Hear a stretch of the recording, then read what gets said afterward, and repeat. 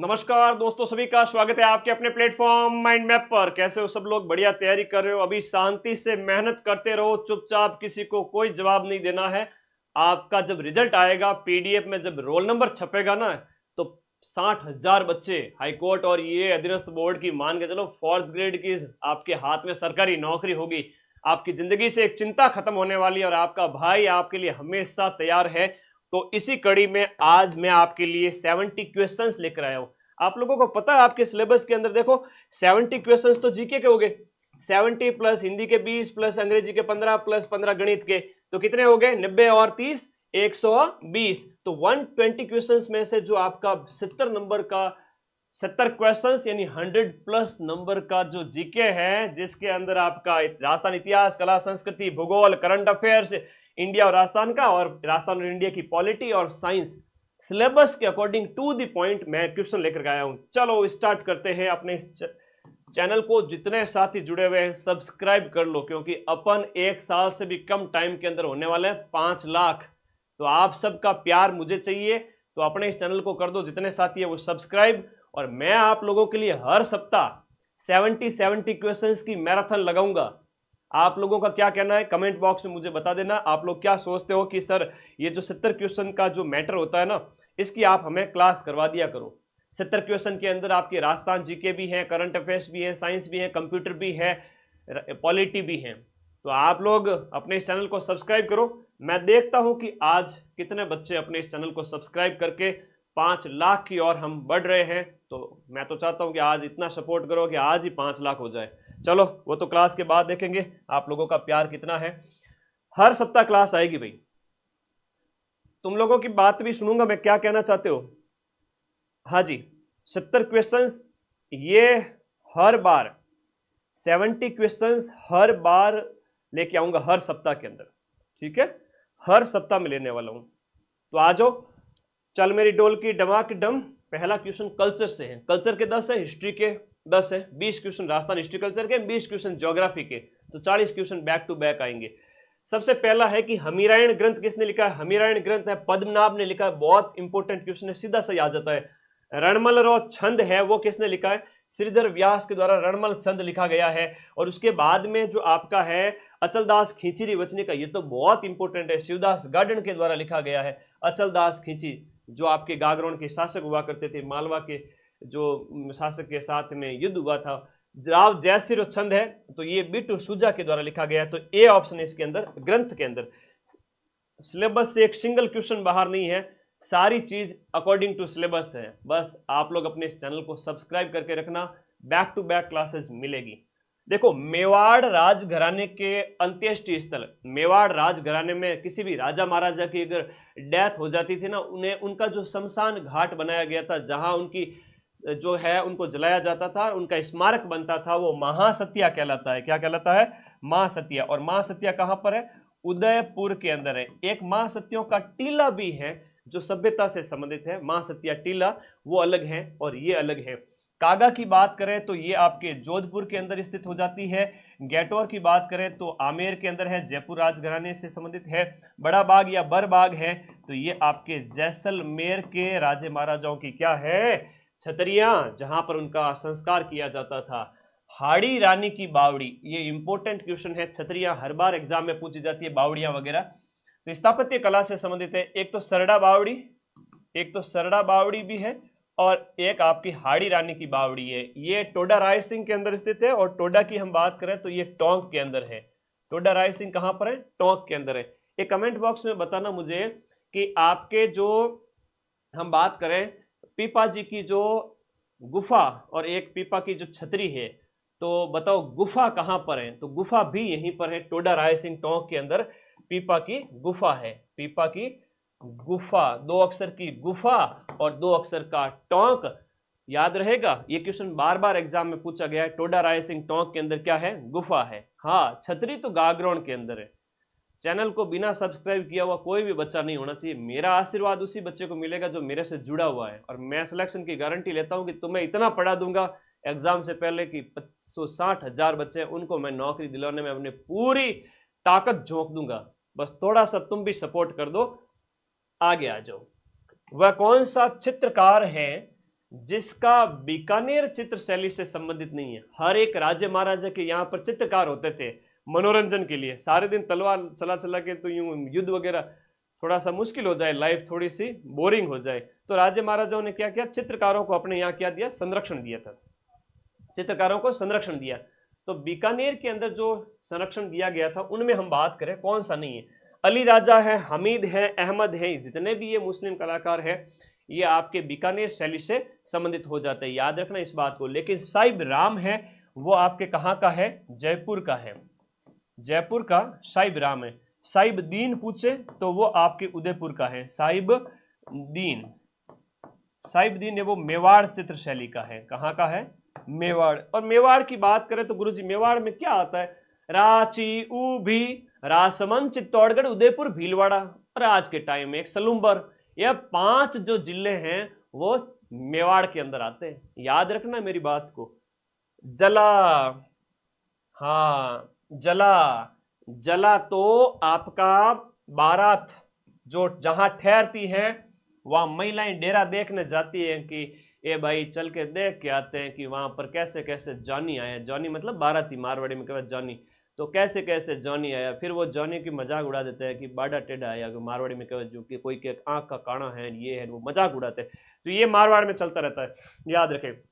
फिर बात करें कुआ पूजन, ये बच्चे के जन्म के 21वें दिन होता है जिसे जलवा पूजन कहते हैं, क्या कहते हैं, जलवा पूजन कहते हैं, जो बच्चे के जन्म पर किया जाता है, बच्चे के जन्म से संबंधित है और 21वें दिन है वो आपका जलवा पूजन किया जाता है। आया, मजा आ रहा है ना, ऐसी की ऐसी क्लास लेके आऊंगा जबरदस्त वाली, हर सप्ताह 70 क्वेश्चन, सिलेबस में 70 क्वेश्चन जीके के, 20 क्वेश्चन हिंदी के हैं, 15 क्वेश्चन अंग्रेजी के हैं, 15 क्वेश्चन गणित के हैं, हो गए 120 क्वेश्चन, 200 नंबर का पेपर, 120 क्वेश्चन, 70 क्वेश्चन की प्रैक्टिस में तुम्हारा भाई कराएगा तुम्हें।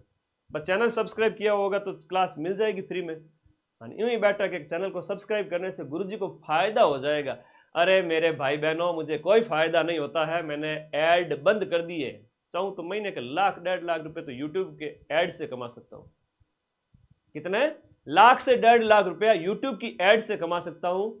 पैसा किसको अच्छा नहीं लगता, लेकिन तुम्हारी कसम है ना, ऐड है वो बंद कर रखी है, 1 रुपया नहीं मिलता यूट्यूब से, तो मेरा कोई फायदा नहीं है, तुम्हारा ही फायदा है, सब्सक्राइब कर देना, तुम्हारे लिए तो मैं महीने का 1 लाख रुपए भी छोड़ रहा हूं। ग्रुप ज्वाइन कर लेना, लिंक इस वीडियो के नीचे दिया हुआ है, ऐप का भी और ग्रुप का भी। ये क्लास की पीडीएफ सीधी वहां ग्रुप में फेंकूंगा, प्रिंट आउट निकला लेना या ऐसे ही पढ़ लेना प्रैक्टिस के लिए, ठीक है। ओके, लैब असिस्टेंट बुक तो मार्केट में आई हुई है, अभी बताऊंगा वीडियो के एंड में, घर बैठे मंगा सकते हो, लैब की है ना, बैच वगैरह की इंफॉर्मेशन वीडियो के एंड में। तो अपना टेलीग्राम ग्रुप है जहां पर मेरे सभी भाई बहन है वो 3 लाख होने वाले हैं, वाह भाई वाह, बहुत बढ़िया, 300 के, और वो भी 1 साल के अंदर। इतना प्यार किसी कोचिंग को नहीं मिला आज तक राजस्थान के इतिहास के अंदर। ये तो मां सरस्वती का आशीर्वाद है कि दिल से पढ़ाते, इसलिए तुम लोग जुड़ रहे हो, टेलीग्राम में जुड़ जाओ जाके सभी। ये प्रश्न का उत्तर बताओ, साधु, शिकारी, शेठ शेठानी, दुल्हा दुल्हन किस नृत्य के प्रमुख स्वांग है। आपके सिलेबस में लोकनाट्य है, वैसे बेसिकली हम बात करें तो ये लोकनाट्य याद रखना।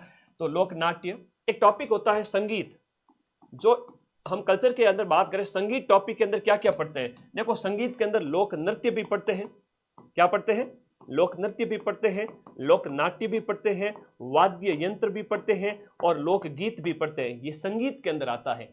तो आपके सिलेबस के अंदर गीत संगीत है, इसका मतलब सब कुछ पढ़ना है। हाँ जी, कर दो शेयर सभी दोस्तों के अंदर। आज की क्लास बहुत इंपॉर्टेंट है, सप्ताह में 1 बार आएगी और हर दिन मैं छोटे छोटे वीडियो डालता हूँ, क्लिप वाले, शॉर्ट्स वाले। कौन कौन देखता है, कल 7 रोपवे वाला देखा था, 7 रोपवे तुम लोगों ने एक ही दिन में लाखों में देख लिया, वो भी बहुत अच्छा। ऐसे शॉर्ट वीडियो छोटे छोटे डालने चाहिए, रोजाना आएंगे तो तुम लोग उस वीडियो को भी देख लिया करो। ये हैं आपके गिंदड़ नृत्य के हैं, गिंदड़ के अंदर ये स्वांग है, नाटक है। गिंदड़ की बात करें तो बेसिकली आपकी शेखावाटी का है। प्रश्न पूछा गया कि गिंदड़ नृत्य कहाँ का है, तो याद करना शेखावाटी में। अब कोई नया बच्चा है, किसी को पता नहीं है, तो शेखावाटी में क्या होता है गुरुजी, और देख, और राजस्थान को मैप है गए, और राजस्थान मैप है, अट शेखावाटी है, चूरू सीकर झुंझुनू, चूरू है, सीकर है, झुंझुनू है, ये शेखावाटी का एरिया कहलाता है, ठीक है, याद करना। अब हम बात करें तो शेखावाटी में किस अवसर पर खेला जाता है गुरुजी, एग्जाम में प्रश्न आया था भाई, होली के अवसर पर, होली पर डाकी लोगों के द्वारा, पुरुषों द्वारा, और पुरुष लोग महिलाओं की बारी तक नहीं आने देते। कई सारे पुरुष लोग स्त्रियों के कपड़े पहन करके भी ये डांस करते हैं, तो याद रखना। और एक बार एक प्रश्न ये भी पूछा गया था कि बताओ इसमें किस वाद्य यंत्र का प्रयोग किया जाता है, तो इसमें नगाड़े का प्रयोग किया जाता है। किसका? नगाड़े वाद्य यंत्र का प्रयोग, जिसे हम कहते हैं बम। बम, बम किसका नाम है? नगाड़े का ही नाम है, याद करना। मेवात के अंदर तो बम रसिया है ना, बम नगाड़ा और रसिया मतलब गीत, तो बम रसिया जो है वो डांस आपका मेवाड़ का है। ये तुम लोग याद करो। हाँ, कच्ची घोड़ी है, जिंदाद है, और बिल्कुल सही बता रही बालिका, ये शेखावाटी के ही नृत्य हैं।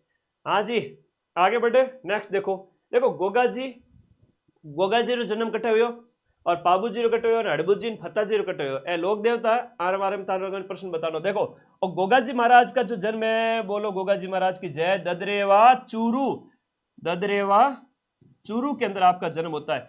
देखो याद करो, जहां पर सिर गिरा गोगा जी का, है ना, शीर्ष मेढ़ी जो कहलाती है, शीर्ष मेढ़ी, तो आप लोगों को याद रखना, सी से चूरू हो गया, सी से शीर्ष मेढ़ी हो गया, और धुरमेढ़ी है तो वो नौर हनुमानगढ़ के अंदर है। तो दो पूजा स्थल आप लोगों को याद रखना। एक गोगा जी की ओल्डी है जो कि आपकी जालोर के अंदर भी है, तो वो भी प्रश्न एग्जाम में आता है। अब अगला देखो, पाबूजी महाराज की जय। तो पाबूजी महाराज तो कोड़ूमंड फड़ोदी के अंदर, अब ये जो है वर्तमान में फड़ोदी जिले के अंदर है। कहां पर? फलोदी, जहां चैत्र अमावस्या के अवसर पर थाली डांस होता है। कौन सा होता है? थाली नृत्य होता है। हड़बुज जी महाराज भुंडेल नागौर के अंदर, इनकी जो पूजा होती है भुंडेल नागौर के अंदर। और फत्ताजी महाराज की सातों गांव जालोर के अंदर, ये प्रकृति देवता थे, प्रकृति की पूजा करते थे, सातु जालोर के अंदर। तो लोक देवताओं के प्रश्न, लोक देवता लोक देवियां तुम्हारे सिलेबस में है। यहां बात करें, एक के सामने दो होगा सर गुरुजी, एक के सामने दो, और यो देख बेटा बाकी कटे ही नहीं है, काट दे अल है एकदम राइट आंसर। ए के सामने दो, बी के सामने 3 है। इतना आसान प्रश्न है, डरने की जरूरत नहीं है। जो नहीं डराना उसी का सिलेक्शन होगा। लास्ट के 1-2 महीने में भी पढ़ते हो ना तो भी सिलेक्शन हो जाएगा। 4th ग्रेड में सिलेक्शन की जिम्मेदारी मेरी है सबकी। 60,000 4th ग्रेड की वैकेंसी, भाई किसे कहते हैं, सरकारी नौकरी लग जाओगे, गुण गाओगे, ऐसा मौका जिंदगी में कभी नहीं आएगा, देख लेना तुम। ये 20-30 साल बाद में आया है।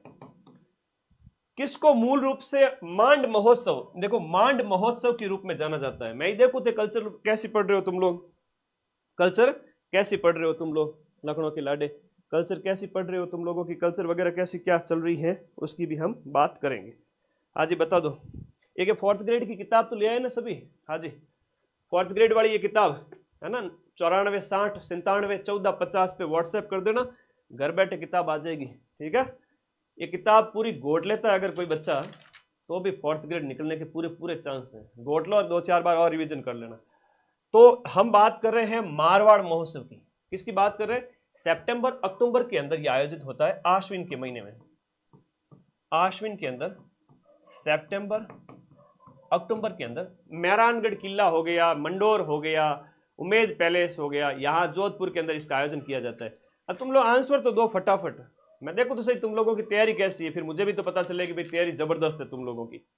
अपने दोस्तों में शेयर करते रहो और आज की क्लास का आनंद लेते रहो। तो मेवाड़ जो मांड महोत्सव है वो मारवाड़ महोत्सव के नाम से जाना जाता है। ये बहुत बढ़िया क्वेश्चन है, वेशभूषा तुम्हारे सिलेबस में वहां से क्वेश्चन पूछा गया है कि चोल है, निकोल है, पट्टा है, दुकुल है, चौरसो है, यह सब क्या है? अंगर की है, या महिलाओं की ओढ़नी है, या महिलाओं की चोली है, या महिलाओं का घाघरा है। एक है अंशुक, इसके साथ साथ और याद कर लेना, एक हो गया आपका अंशुक, हो गया चीर पटोरी, हो गया, ये सीईटी में पूछे गए थे प्रश्न, चीर पटोरी हो गया, वसन हो गया, चूंदड़ी हो गया, वसन हो गया, ये चूंदड़ी हो गया, दोरावाली साड़ी हो गई, ऐसा सब कहीं है। आंसर करो फटाफट। गुरुजी आ तो ओढ़नी है, ओढ़नी रमकुड़ी जमकुड़ी मंगवाएगी जब तुम 4th ग्रेड में सिलेक्ट हो जाओगे, नौकरी लग जाओगे। रमकुड़ी जमकुड़ी बोलेगी पियोन साहब, आपको बोलेगी पियोन साहब। 4th ग्रेड चपरासी में ही बोलना, क्या होता है चपरासी? चतुर्थ श्रेणी 4th ग्रेड पियोन साहब, आपको पियोन साहब बोलेंगे लोग, है ना। कितना प्यारा नाम है। जब रमकुड़ी जमकुड़ी आपको पियोन साहब बोलेगी कि ओढ़नी लेके आना मेरे लिए, है ना, जयपुर सचिवालय में पोस्टेड हो, है ना, बड़े बड़े अधिकारियों के साथ उठ बैठ होती है आपकी, है ना, तो ये याद रखना, ठीक है ना। ओके, व्हाट्सएप नंबर का, व्हाट्सएप पर ये नंबर, अरे व्हाट्सएप पर है ना बेटा, 94 60 97 14 और 50, इस नंबर पे व्हाट्सएप करना, बुक का ऑर्डर वहीं पे बुक हो जाएगा, टीम तैयार बैठी है तुम्हारा मैसेज लेने के लिए, और 4 से 5 दिन बुक तुम्हारे पत्ते पे आ जाएगी। ए लो है हमारा पियोन साहब है, कहीं बात हवा है ना, मतलब पियोन साहब कह कि मैं तो तुम्हारी रेस्पेक्ट बढ़ा रहा हूँ, अंत व्हाट्सएप तक नहीं करना है। आ जाओ, तो सोचो उसका कुछ, तो चोल निकोल पट्टा दुकुल 400 और अचीर पटोरी आ है थारी ओडनी, ठीक है, याद रह जाओ, घनी चौकी बात है, घनी चौकी बात है। आगे आ जाओ, कौन सी सैनिक छावनी के सैनिक दस्ते ने 21 अगस्त 1857 को जो पूर्वीय सैनिक हैं उनके द्वारा जो आपके पूर्वीय सैनिकों के द्वारा यहां पर विद्रोह किया गया था और नारा दिया गया था, चलो दिल्ली मारो फिरंगी, चलो दिल्ली मारो फिरंगी, नारा किसने दिया था? एरिनपुरा छावनी पाली के दौरान, वर्तमान में आपके सिरोही के अंदर है। यहां पर कर्नल होम्स को मार दिया गया था और वहां का जो पॉलिटिकल एजेंट था उसके बेटे को भी मार दिया गया था, तो कर्नल होम्स की मृत्यु हुई थी इसमें, ठीक है, याद रखना। किसको मारा था? कर्नल होम्स को मारा। और चलो दिल्ली मारो फिरंगी, ये 21 अगस्त वाली डेट कई बार एग्जाम में पूछी जाती है। आगे फिर ठाकुर खुशहाल सिंह की सेना वगैरह ये इनसे मिल गए थे, तो ये क्रांतिकारी फिर आगे की ओर चले, याद रखना। फिर अगला क्वेश्चन, जैसलमेर राज्य के अंदर गुंडा राज, तो जैसलमेर में आधुनिक राजस्थान का एकीकरण तुम्हारे सिलेबस में है, तो आधुनिक राजस्थान के एकीकरण के अंदर जनता की जागृति के लिए काम कर रहे थे अपने सागरमल जी गोपा, और उन्होंने वहां के राजा के खिलाफ ये किताबें लिखी, तो उन्हें जेल में डाल दिया, फिर उनको जेल में जला दिया गया था। याद रखना, अपने सागरमल जी गोपा कौन है? क्रांतिकारी। सीताराम जी लालस के द्वारा तो राजस्थानी व्याकरण ग्रंथ लिखा गया ना, राजस्थानी भाषा का जो व्याकरण ग्रंथ, जिसे हम कह सकते हैं एनसाइक्लोपीडिया ऑफ या एनसाइक्लोपीडिया, राजस्थानी भाषा का जो शब्दकोश 10 खंडों के अंदर राजस्थानी भाषा का शब्दकोश किसके द्वारा लिखा गया था? सीताराम जी लालस, ये चारण कवि थे, इनके द्वारा लिखा गया था, याद रखना है। ओके, नेक्स्ट, ये कल्चर हिस्ट्री पूरी, कल्चर पूरी हो गई। अब हिस्ट्री के सिलेबस के क्वेश्चन तुमसे पूछ लेता हूँ, नहीं आवे ना तो बढ़िया तैयारी करना, अगले सप्ताह फिर आऊंगा और क्वेश्चन पूछूंगा। तुम जम के क्वेश्चन पढ़ो ऐप के अंदर, और मैं तुम्हें यहाँ पर प्रैक्टिस कराऊंगा क्वेश्चंस की। भगत आंदोलन का नेतृत्व, क्योंकि सिलेबस में इतना ही लिखा हो, इतिहास की घटनाएं और स्वतंत्रता संग्राम में जनजाति किसान आंदोलन एकीकरण सब कुछ आता है। तो यहाँ पर आप लोगों को ये याद रखना है कि भगत आंदोलन का नेतृत्व किसने किया था? आपके गोविंद गिरी, जो कि आपके बंजारा परिवार से थे, और उनके सहयोगी पूंजा धीर जी के द्वारा। एक और भी थे इनके सहयोगी, सुरजी भगत, है ना, एक इनके जो सहयोगी थे ना, उनका नाम भी था आपके, क्या था? सुरजी भगत। तो सिरोही के अंदर इनके द्वारा आपके 1883 के अंदर, 1883 में किसकी स्थापना की गई थी? संप सभा की स्थापना की गई थी, ठीक है। तो संप सभा की स्थापना 1883 के अंदर सिरोही के अंदर की गई थी, गोविंद गिरी गोबपालिया के द्वारा, ये आपको याद रखना है। बांसिया गांव डूंगरपुर के अंदर जन्म था। बांसिया बांसवाड़ा मत कर देना रे, बांसिया गांव, बांसिया गांव, बांसिया गांव डूंगरपुर में आपका जन्म होता है एक बंजारे परिवार के अंदर। क्या थे? बंजारा। ये क्वेश्चन आया हुआ है कि ये क्या थे जाति से, तो अच्छा प्रश्न है, एग्जाम में क्वेश्चन पूछा गया है।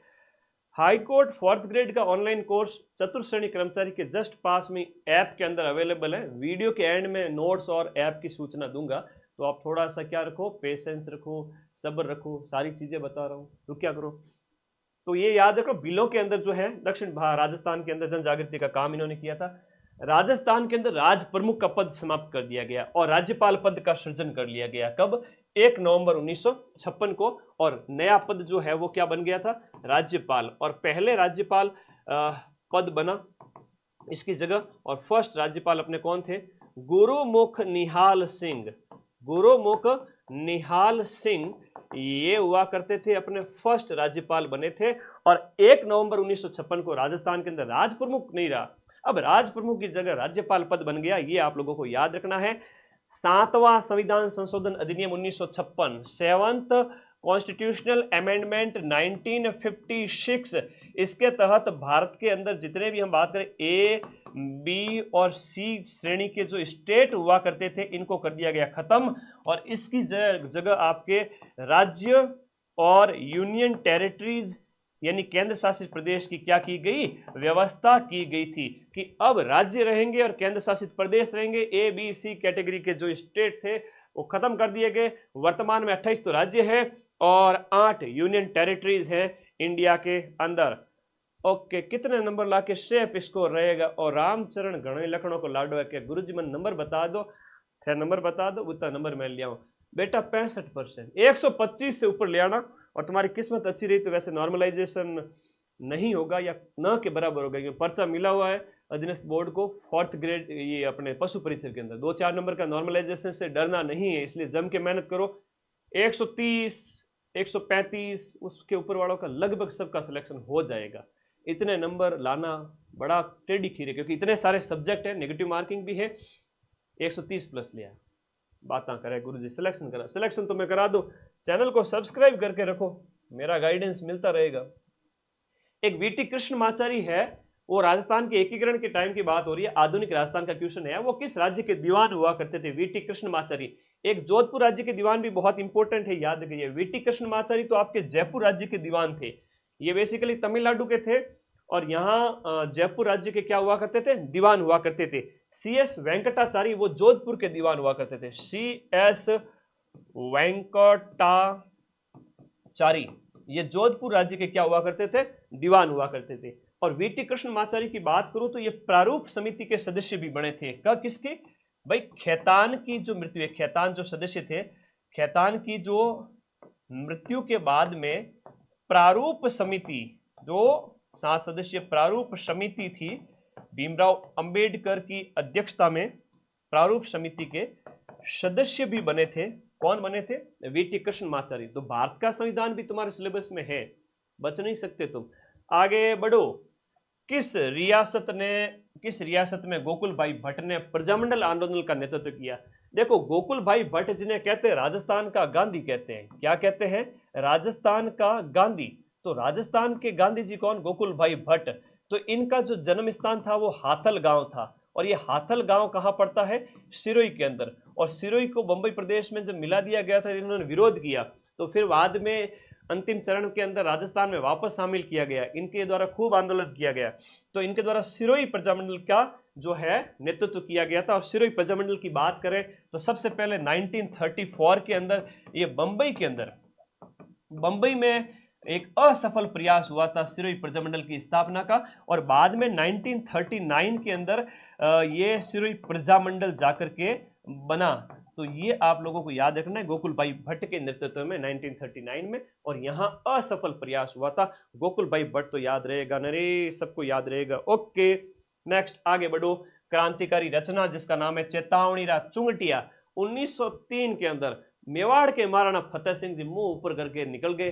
कहां पर? एडवर्ड सप्तम का दिल्ली दरबार लगा हुआ था। जितने देर में केसरी सिंह जी भारत ने कहा, कहां जा रहे हो? रुको जरा, कहां जा रहे हो? तुम्हारे पूर्वज महाराणा प्रताप अधीनता स्वीकार नहीं की और तुम गुलामी कर रहे हो, शर्म आनी चाहिए तुमको। 13 सोरठे भेजे थे डिंगल भाषा के अंदर। क्या भेजे थे? 13 सोरठे, और वो भी डिंगल भाषा के अंदर। वीर काव्य शैली, वीर शैली और काव्य शैली थी। सोरठे थे, तो सोरठे दोहा होता है, दोहों के अंदर सबसे बेस्ट जो दोहा अगर कोई माना जाता है तो वो सोरठ दोहा, तो सोरठियो भलो, तो ऐसे कहते हैं। तो याद रखना, सोरठे भेजे थे, और चेतावनी चुंगटिया नाम से फतेह सिंह को भेजे थे। मेवाड़ के महाराणा फतेह सिंह को 1903 के अंदर दिल्ली दरबार में शामिल होने से रोकने हेतु, दिल्ली दरबार में शामिल होने से रोकने हेतु, और बाद में वो रुक भी गए थे। और ये क्या था? एडवर्ड सप्तम का दिल्ली दरबार आयोजित हुआ था, उस समय की बात हो रही है। सर्व हितकारिणी सभा की स्थापना चूरू के अंदर स्वामी गोपाल दास के द्वारा 1907 के अंदर की गई थी। कब की गई थी? 1907। तो ये बीकानेर राज्य के अंदर पड़ता था उस समय की बात करें। चूरू वगैरह सब किसके अंदर था? बीकानेर राज्य। और बीकानेर राज्य की बात करें तो प्राचीन नाम इसका क्या था? जांगल प्रदेश। कौन सा प्रदेश? जांगल प्रदेश। तो बीकानेर राज्य के अंदर स्वामी गोपाल दास के द्वारा जो चूरू के अंदर सर्व हितकारिणी सभा की स्थापना की गई थी, इसी सर्व हितकारिणी सभा के द्वारा बाद में कबीर पाठशाला भी स्थापित की गई शूद्रों के लिए। तो कबीर पाठशाला ताकि उनके साथ भेदभाव ना हो, और पुत्री पाठशाला लड़कियों की शिक्षा के लिए, यह भी किसके द्वारा स्थापित की गई? ये देश की आज़ादी के समय राजस्थान के अंदर आज़ादी के दौर के अंदर ये नए प्रयास थे। मजा आ रहा है कि नहीं आ रहा है ये बताओ पहले तो। जी हो रहा है कि नहीं, आनंद आ रही हो कि नहीं आ रही हो? एकदम 70 क्वेश्चन अकॉर्डिंग टू सिलेबस कि गुरुजी मजा आएगी, एकदम जोरदार आएगी। तो चैनल को कर लो सब्सक्राइब, अपन हो रहे बेटा 5 लाख। बहुत आनंद आएगा मुझे भी जब तुम लोगों को मैं इसी तरह पढ़ाता रहूंगा, है ना। गुरुजी कब मोटिवेट रहेंगे, गुरुजी को कब जोश आएगा? दिन में 15-15 घंटे बैठता हूँ, है पढ़ता रहता हूँ। तो तुम लोग जुड़ते जाते हो तो मुझे बहुत आनंद आता है। तो अकबर के द्वारा कौन से शासक को शमशाबाद और नूरपुर की जागीर दी गई और बाद में उनको राय की उपाधि भी दी गई? ये बीकानेर के राठौड़ वंशी शासक हुआ करते थे जिनका नाम था बीकानेर के राय सिंह। इन्हीं के भाई थे आपके जो है पृथ्वीराज राठौड़, है ना, पृथ्वीराज राठौड़। तो ये वो साहित्यकार थे और ये थे आपके योद्धा। तो याद ना रखना, इनका नाम है महाराजा राय सिंह। ठीक है, वेरी वेरी इंपॉर्टेंट क्वेश्चन है। अब इनके संबंध में और भी कुछ क्वेश्चन हैं जो हम आगे क्लास में लगातार पढ़ते रहेंगे। बता दो हम बात करें तो इनको शमशाबाद और नूरपुर की जागीर अकबर के द्वारा दी गई थी, और ये कब दी गई थी? 1604 में। और 1605 के अंदर तो अकबर का राम नाम सत्य हो गया था। 1604 के अंदर शमशाबाद और नूरपुर की जागीर दी गई थी, और 1593 के अंदर जूनागढ़ दिया गया था। 1593 के अंदर क्या दिया गया था? जूनागढ़ दिया गया था। तो यह भी आपको याद रखना है। और मोटा राजा उदय सिंह तो मारवाड़ का पहला शासक था जिसने मुगलों की अधीनता स्वीकार की थी। तो ये तो मोटा राजा उदय सिंह तो मारवाड़ का था। ठीक है, मारवाड़ का फर्स्ट शासक था जिसने मुगलों की क्या की थी? अधीनता स्वीकार की थी और अपनी शादी वैवाहिक संबंध स्थापित किए थे। याद रखना, मान सिंह आमेर वाला। किस महाराजा के दरबार में 22 तो कवि थे, 22 ज्योतिषी थे, 22 संगीतज्ञ थे, 22 विशेष विशेषज्ञ थे। तो अपने जो प्रताप सिंह है ना, जो महाराजा प्रताप सिंह जो आपके जयपुर के हम बात करें हवा महल के निर्माता, तो ये 22 ग्रुप रखते थे। इन 22 जनों को गुणीजन खाना कहा गया। इनको क्या कहा गया? गुणीजन खाना। तो गुणीजन खान या गुणीजन खाना कहा गया इन 22 लोगों के ग्रुप को। और ये खुद भी बहुत बड़े अच्छे कलाकार थे। ब्रजनिधि नाम से कविताएं लिखते थे। किस नाम से कविताएं लिखते थे? ब्रजनिधि नाम से। तो इनकी रचनाएं भी याद रखो आप, ब्रजनिधि नाम से। ब्रजनिधि नाम से रचनाएं लिखा करते थे प्रताप सिंह। और प्रताप सिंह के टाइम में आप सबको पता है हवा महल का निर्माण 1799, और प्रताप सिंह बहुत इंपॉर्टेंट। तमाशा लोकनाट्य इनके समय में आया था, और भी बहुत सारी बातें प्रताप सिंह के समय में। अच्छा लगा ना? बढ़िया बढ़िया क्वेश्चन है भाई। आगे देखो, राजस्थान के अंदर पुरातात्विक सर्वेक्षण का काम 1871 में शुरू हुआ था, और इंडिया में 1861 के अंदर शुरू हुआ। इंडिया के अंदर 1861 में शुरू होता है, और वहां पर अलेक्जेंडर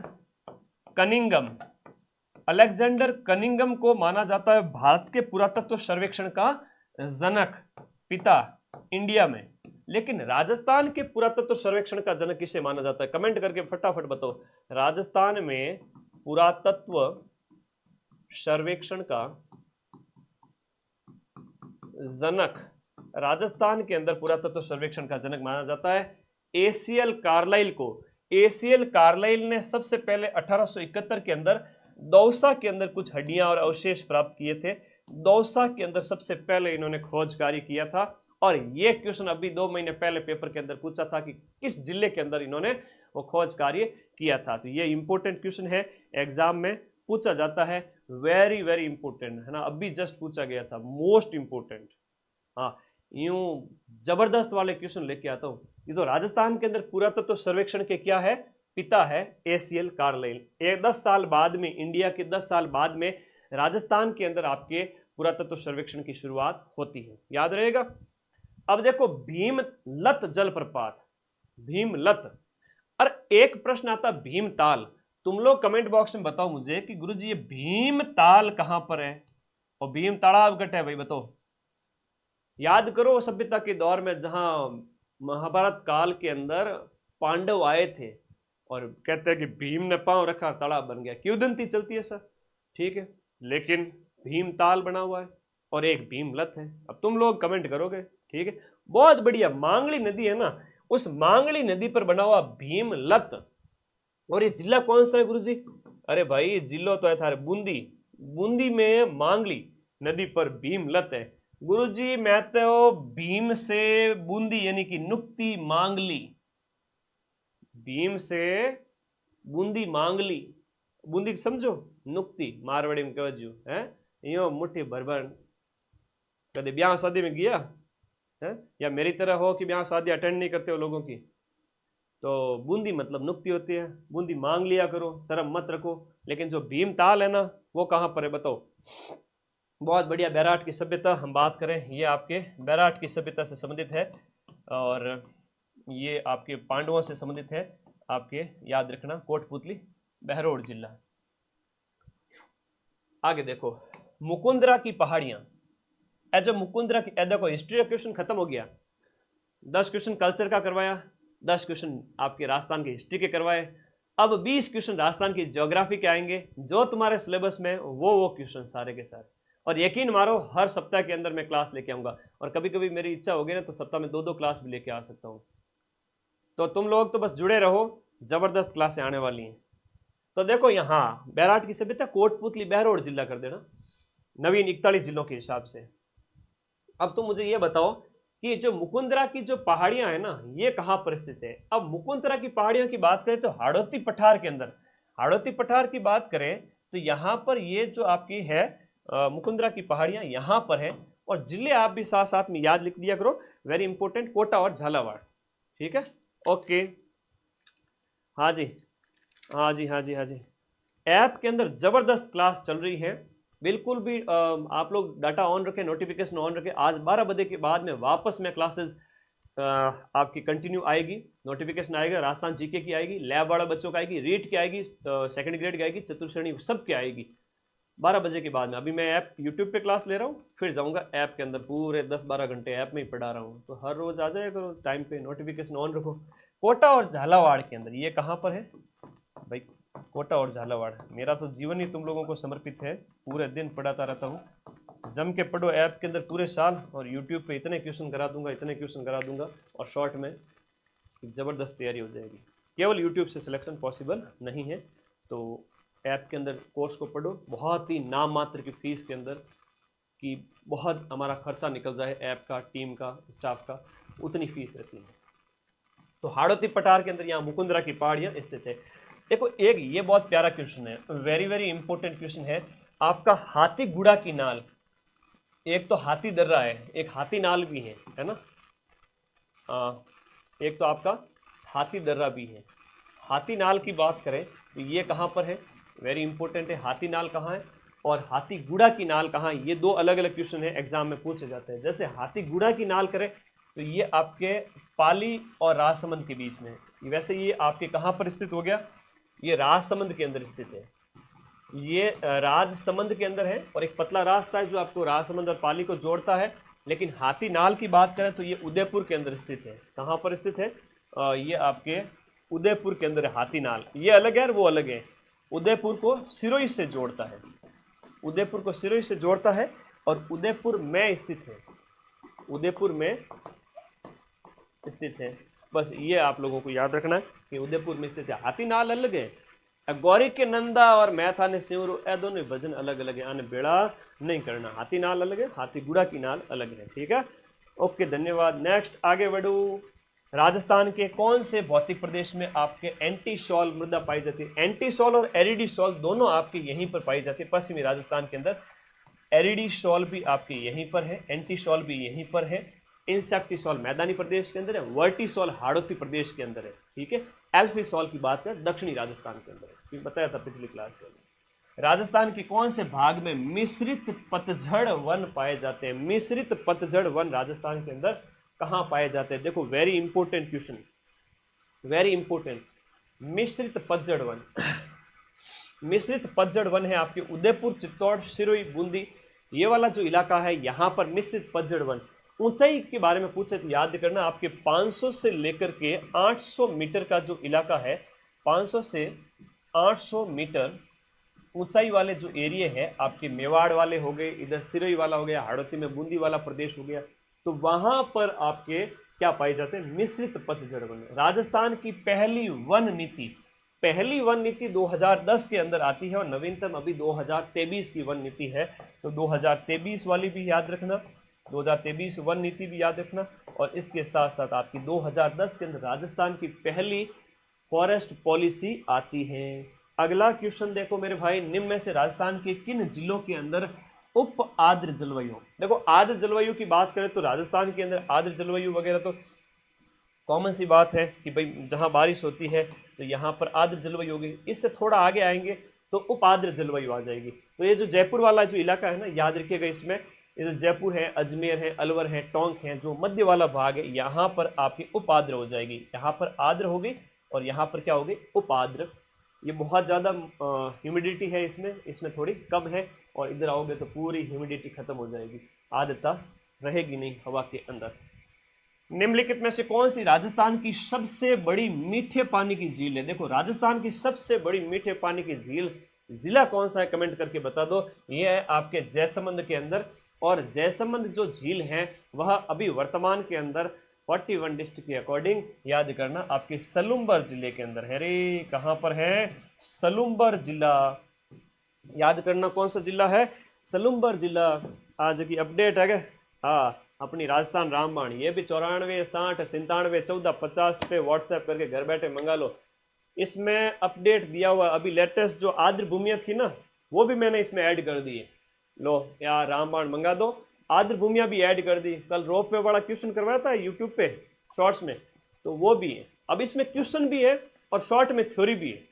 सभ्यताएं शॉर्ट में दे दी है, 2-3 पेज में सभ्यताएं, और फिर उसके 100 क्वेश्चन, राजवंश क्वेश्चंस और थ्योरी, हर एक टॉपिक, राजस्थान के इतिहास हो गया, कला संस्कृति भूगोल राजव्यवस्था, हर एक के क्वेश्चन भी है, थ्योरी भी है, क्वेश्चन भी है, थ्योरी भी है। ऐसी ये नंबर 1 किताब है राजस्थान के अंदर जिसमें क्वेश्चन भी है, थ्योरी भी है। अब इसके अलावा कोई किताब पढ़ने की जरूरत नहीं पड़ेगी ठीक है। चलो 564 पेज की है, आगे आ जाओ। तो मीठे पानी की झील याद होगी। वर्षा जल को रोकने के लिए रानीसर तालाब बनाया गया था। रानीसर तालाब रानी जी के द्वारा बनाया गया, रानी जसमा देव के द्वारा 1459 के अंदर जोधपुर के अंदर, जोधा की रानी जसमा दे, हाड़ी रानी थी जसमा दे, और इनके द्वारा 1459 ईस्वी के अंदर जोधपुर में एक टांका बनाया गया था, रानीसर टांका, जो कि जोधपुर के अंदर स्थित है। निम्नलिखित में से कौन सी नदी राजस्थान से होकर के नहीं बहती है। अब रूपारेल है, माही है, लूणी है अपने राजस्थान की, लेकिन ताप्ती है, ये भ्रंश घाटी से होकर बैठती है। ताप्ती एंड नर्मदा, ये इंडिया ज्योग्राफी के अंदर कई बार प्रश्न आता है कि ताप्ती और नर्मदा है वो आपके भ्रंश घाटी यानी कि रिफ्ट वैली है ना, भ्रंश घाटी से होकर के बहती है, भ्रंश घाटी से बहती है। मतलब ऊपर ये विंध्याचल और सतपुड़ा वगैरह ये पहाड़ हो गए, इनके बीचों बीच चलते हुए अरब सागर में जाकर गिरती है। कहाँ गिरती है, अरब सागर में जाकर के गिरती है, और ये मध्य प्रदेश से निकलती है। कहाँ से, मध्य प्रदेश। वैसे अपनी माही भी तो मध्य प्रदेश से आती हैं और कर्क रेखा को 2 बार काटती हैं और बांसवाड़ा डूंगरपुर की सीमा बनाती है, वो भी तो याद है आप लोगों को। ठीक है, अब 2 जनसंख्या आपके सिलेबस में टॉपिक है, बहुत प्यारा टॉपिक दिया हुआ है जनसंख्या वाला। मैं सिलेबस के अकॉर्डिंग क्लास लाया हूँ, 70 क्वेश्चन आपके 70 मिनट के अंदर, 4th grade GK according to syllabus. याद रखना प्रश्न आया है कि 2011 की जनगणना के अनुसार राजस्थान का औसत जनसंख्या घनत्व प्रति वर्ग किलोमीटर, 1 वर्ग किलोमीटर जो है 1 तो 1 वर्ग किलोमीटर के अंदर अभी वर्तमान में 200 लोग राजस्थान में औसतन रहते हैं। अब 2000 जो 1 की जनगणना के अनुसार ये 165 व्यक्ति था। कितना था, 165 व्यक्ति था, और वर्तमान में कितना हो गया है, 200 पीपल हो गया है। सबसे कम तो जैसलमेर का है, ठीक है, 17 व्यक्ति। जनगणना 2011 के अनुसार राजस्थान के निम्नलिखित में से किन जिलों का जनसंख्या घनत्व आपके 401 से लेकर के 500 के बीच में है। तो 401 से 500 के बीच में यहां दिए गए ऑप्शन के अंदर आपके जो है अलवर और दौसा जो ऑप्शन में है, अलवर और दौसा। अलवर की हम बात करें तो 438 है, क्रमशः सीक्वेंस से बता देता हूं, क्रमशः देखिएगा 438 438 तो है आपकी अलवर का, और दौसा का जो है वो 476 है। फिर जयपुर और जो भरतपुर है वो 500 प्लस वाले दो जिले हैं। तो मैंने तुम लोगों को पूछा था, कहां पूछा था, अरे शॉर्ट्स आते हैं ना यूट्यूब पे, देखते नहीं हो क्या मेरे शॉर्ट्स, छोटी छोटी क्लिप, छोटी छोटी मगर मोटी बात है, 1 मिनट के अंदर सारे क्वेश्चन करा देता हूँ। पसंद आते हैं तुम लोगों को तो शेयर किया करो, रोज देखा करो। देखो अलवर और दौसा का आ जाएगा इसमें। जनगणना के अनुसार राजस्थान के अंदर सबसे ज्यादा शहरी साक्षरता दर, सबसे ज्यादा शहरी साक्षरता दर, सबसे ज्यादा शहर में जो पढ़े लिखे लोग हैं वो उदयपुर में 87.5% उदयपुर में, और सबसे ज्यादा जो ग्रामीण साक्षरता है वो झुंझुनू के अंदर है, वो 73.4 है, 73.4%। सर्वाधिक ग्रामीण साक्षरता, लो जी कर लो याद लिटरेसी रेट से, सर्वाधिक ग्रामीण साक्षरता, सर्वाधिक ग्रामीण साक्षरता और कौन से जिले की है, अपने शेखावाटी के अंदर गांव में लोग बहुत पढ़े लिखे हैं, झुंझुनू के अंदर सबसे ज्यादा 73, और 87 है वो शहरी साक्षरता उदयपुर जिले की सबसे ज्यादा है। फिर बताइएगा राजस्थान के अंदर पहली वंदे भारत एक्सप्रेस, ये क्वेश्चन भी पूछा गया था, अभी तो खैर 3 हो गई, चौथी प्रस्तावित भी है। तो इस तरह से पहली वंदे भारत एक्सप्रेस जो है उसको पीएम ने हरी झंडी दिखाकर रवाना किया था, वो किन स्टेशनों के बीच में चलती है, तो ये दिल्ली के बीच में चलती है, अजमेर से दिल्ली कैंट के बीच में। तो यहां पर 34 का आंसर कौन सा हो जाएगा आपका, अजमेर से दिल्ली कैंट के बीच में। ये आप लोगों को याद रखना है कि राजस्थान की पहली वंदे भारत एक्सप्रेस। राजस्थान के अंदर परिवहन विभाग का आदर्श वाक्य कौन सा है, आपके सिलेबस में परिवहन आपदा 4th ग्रेड के सिलेबस में है, तो परिवहन विभाग का आदर्श वाक्य है चरे वेती चरे वेती। ये तुम लोगों के लिए भी आदर्श वाक्य है। चरे व्यक्ति का मतलब होता है चलते रहो चलते रहो, ये बौद्ध धर्म से प्रेरित है, बहुत शानदार है ना कथन। और हम इसकी बात करें, वेरी इंपॉर्टेंट, ये आपको याद रखना है कि 1964 के अंदर 1 अक्टूबर 1964, 1 अक्टूबर 1964 में राजस्थान राज्य पथ परिवहन निगम की स्थापना होती है। राजस्थान राज्य पथ परिवहन निगम, लिखो मेरे भाई, परिवहन सिलेबस में है, क्वेश्चन आएगा। राजस्थान राज्य पथ परिवहन निगम। अब तुम में से एक सिंगल बच्चा नहीं कह सकता कि गुरुजी आप आउट ऑफ सिलेबस क्वेश्चन ला रहे हो। ये कोर्स अपना अभी मैंने 899 किया हुआ है, चतुर्थ श्रेणी के सारे नोट्स ऐप के अंदर जाओ और पढ़ लो, जम के पढ़ो। 899 अभी ऑफर प्राइस है कुछ दिन के लिए। कोर्स वाली कैटेगरी पे क्लिक करना और फिर अंदर जाकर अपना ये बैच ज्वाइन कर लेना। ये 4th ग्रेड की किताब हर बच्चे के पास में होनी चाहिए, या 4th ग्रेड हो गया या अपनी जो रामबाण होगी, अगर मंगवानी है ना तो 94 60 97 14 50 पे व्हाट्सएप करना, घर बैठे किताब आ जाएगी। ऐप के नोट्स पढ़ो, यूट्यूब पे जम के पढ़ाऊंगा, क्वेश्चन की प्रैक्टिस हर सप्ताह। एग्जाम से पहले 5 से 10 हज़ार क्वेश्चन की प्रैक्टिस करा दूंगा।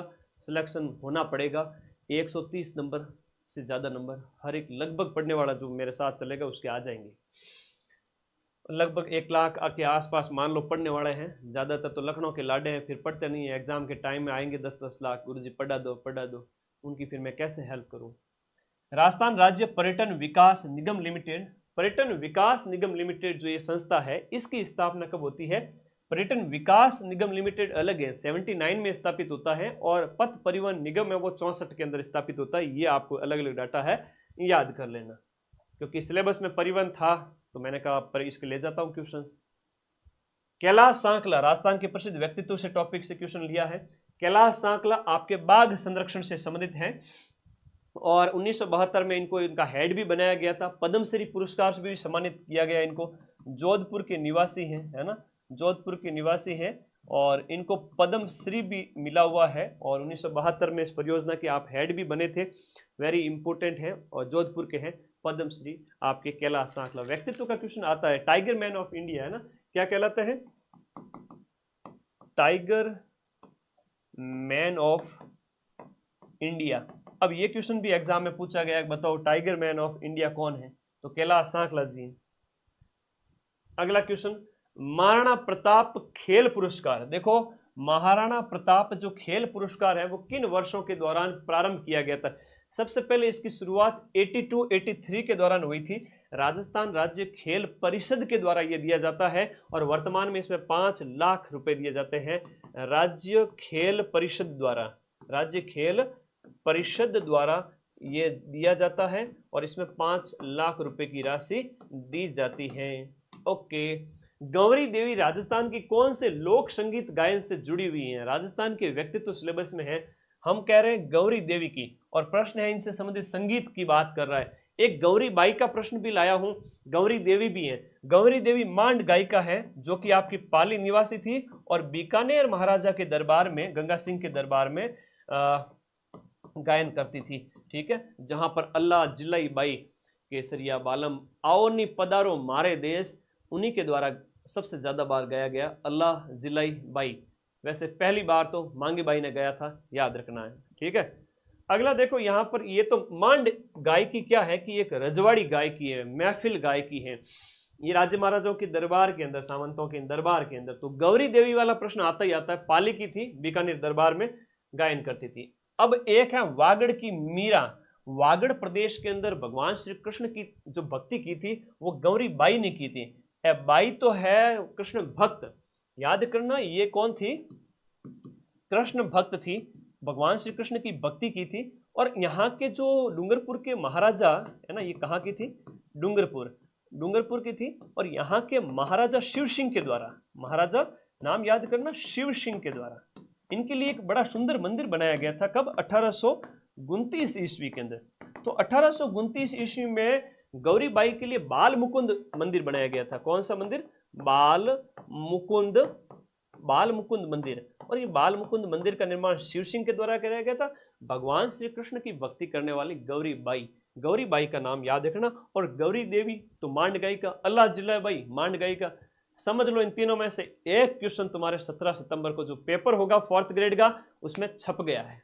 ठीक है, पेपर सेट करने वाला अपने आगे, हम उसका जो दिमाग है वो पढ़ रहे हैं पिछले कई सालों से, तो जो पढ़ाएंगे वो क्वेश्चन वहाँ पर आएगा।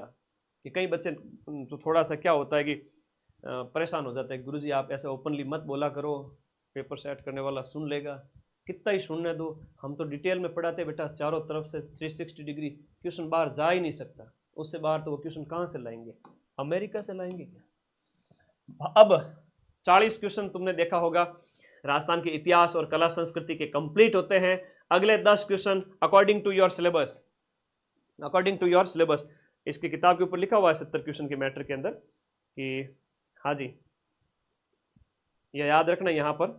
तो यहाँ पर लिखा हुआ है कि आपका राजस्थान भूगोल वगैरह इतिहास के 20-20 क्वेश्चन, फिर आपके पॉलिटी के 10 क्वेश्चन है। ठीक है, वो शुरू कर रहा हूँ। ओके, बड़ा अच्छा लगता है, अकॉर्डिंग टू सिलेबस सब कुछ करवाते हैं, बहुत अच्छा लगता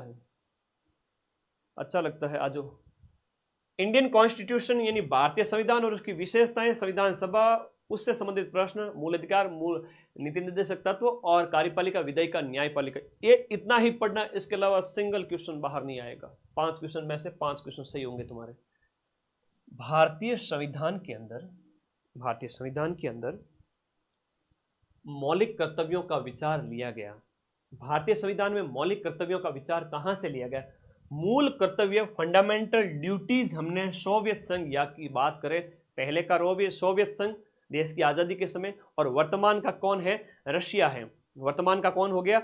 रशिया हो गया। तो ये सरदार स्वर्ण सिंह समिति याद रखना है, सरदार स्वर्ण सिंह समिति, ये क्वेश्चन आया हुआ है। तो सरदार स्वर्ण सिंह समिति की सिफारिश पर, सरदार स्वर्ण सिंह समिति ने तो की थी सिफारिश, और इस स्वर्ण सिंह समिति की सिफारिश पर आपका 42वां कॉन्स्टिट्यूशनल अमेंडमेंट, संविधान संशोधन 1976, और उसके तहत संविधान के भाग 4 क के अंदर अनुच्छेद 51A जोड़ा गया, जिसके अंदर 10 मूल कर्तव्य जोड़े गए। कितने जोड़े गए? 10 मूल कर्तव्य जोड़े गए कि भारत के नागरिकों, केवल और केवल मूल अधिकार ही लेके बैठे हो, तुम्हारे भी देश के प्रति कुछ अधिकार कर्तव्य हैं। जैसे सर तुम्हें पढ़ाते हैं तो सर के प्रति तुम्हारे कर्तव्य भी है कि चैनल को सब्सक्राइब करना है, शेयर करना है, पढ़ना है दिन रात एक करके। तो कई सारी बातें हैं ना, बहुत सारी चीजें होती है। तो संविधान हमें बहुत कुछ दे रहा है, तो हमारे भी कुछ कर्तव्य है। तो ये सोवियत संघ से हमने अपनाए थे। और एक प्रश्न और पूछा जाएगा तुम्हारे, ये तो 10 जोड़े थे, और 11वां जो कर्तव्य जो जोड़ा गया था ना, ये क्वेश्चन हर बार एग्जाम में आता है। ये 86वां कॉन्स्टिट्यूशनल अमेंडमेंट आपका 2002 द्वारा 11वां, जो बच्चों की निःशुल्क शिक्षा से संबंधित है, बच्चों की निःशुल्क शिक्षा से संबंधित है, वो आपको याद रखना है। बच्चों की निःशुल्क और अनिवार्य शिक्षा 11वां मूल कर्तव्य। तो मैंने सब कुछ पढ़ा दिया है कि 42वें संविधान संशोधन के द्वारा जोड़ा गया भाग 4 क के अंदर 51A जोड़ा गया अनुच्छेद, ये हो गया आपका क्या हो गया, आर्टिकल अनुच्छेद। सरदार स्वर्ण सिंह समिति मैंने पढ़ा दी। अब ऐप के अंदर भी बड़ी डिटेल में पढ़ लो, कितने पढ़ो, उसका सार तो यही है। तो ऐसे हर बार मूल अधिकारों के सार वगैरह और भी बहुत सारी चीजें जिनके सार वगैरह वो मैं आप लोगों को पढ़ाता जाऊंगा, समझाता जाऊंगा कि भाई इसमें क्या है। तो 11वां कर्तव्य याद रखना, पहले 10 थे, अब 11 हो गए। समिति कौन सी थी, संशोधन कब हुआ था, रूस से हमने अपनाया था। और रूस अपना प्यारा दोस्त 1971 के जो वॉर हुआ था उसके बाद से ही, आपको पता है, एक शिप भेजा था, एक जहाज भेजा था अमेरिका के खिलाफ हिंद महासागर के अंदर, भाग गया अमेरिका अपने रूस से डर करके। तो ऐसी दोस्ती और कहाँ मिलेगी, तो एक लाइक रशिया के नाम। मौलिक कर्तव्य हमने वहां से लिए। भारतीय संविधान का पहला प्रारूप किसके द्वारा तैयार किया गया। अब तुम लोगों के क्या है कि एग्जाम में ऐसे क्वेश्चन आएंगे, वहां पर तुम लोग थोड़े से क्या एडवांस होके सोचोगे ना, तो ही कर पाओगे, है ना। जल्दबाजी में आंसर मत करना। पहला प्रारूप है बेनेगल नरसिंह राव के द्वारा, यानी BN राव के द्वारा तैयार किया गया था। भारत के संवैधानिक सलाहकार थे ये कौन थे, संवैधानिक, तो संवैधानिक जो सलाहकार थे भारत के उस समय के, वो BN राव साहब थे। इनका नाम याद रखना। भीमराव जी अंबेडकर सर प्रारूप का नाम आया तो वो कर दूं क्या, नहीं बेटा। 29 अगस्त 1947 को जो भीमराव अंबेडकर की अध्यक्षता में जो समिति बनी थी वह प्रारूप समिति बनी थी, वो अलग है। प्रारूप समिति के अध्यक्ष कौन थे, वो भीमराव अंबेडकर जी थे। तो ये अलग है और ये अलग है।